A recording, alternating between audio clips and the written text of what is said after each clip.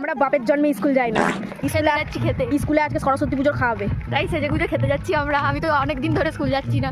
আয় কেমন লাগছে বলবে কমেন্টে, বলো কমেন্টে। তোমরাও যদি খেতে যাও তাহলে কি খাচ্ছ কমেন্টে। সারা বছর স্কুল আসিনি, মানে আমি এখানে 3rd সেমিস্টার দিয়েছি, তারপর 4th সেমিস্টারে স্কুলই আসিনি, ঠিক আছে। 4th সেমিস্টারে যেই আমাদের স্কুলে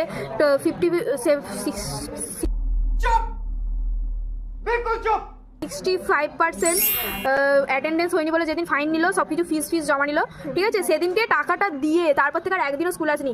হ্যাঁ, সরস্বতী পুজোর দিন এসেছিলাম সাজুগুজু করে কন্টেন্ট বানানোর জন্য, 50 रुपया कट ओवर एक्टिंग के वजह কিন্তু সেটা সময়ের অভাবে হয়নি। তো আজকে আবার এসেছিলাম কেন জানো? সরস্বতী পুজোর খাওয়ান দাওয়ানটা আজকে ছিল, আর ওই যে টাকাটা দিয়েছিলাম ফাইনের, ওইটার আছে সুদে ওসুল করে নিয়েছি। কতগুলো পাপড় নিয়েছি জানো? চাটনির সাথে পোলাও, মানে পোলাওয়ের সাথে যেমন মাংস খাই, ওরকম পাপড়ের সাথে আমি চাটনি খেয়েছি আছি। না, চাটনির সাথে পাপড়ের সাথে একই তো ব্যাপার না।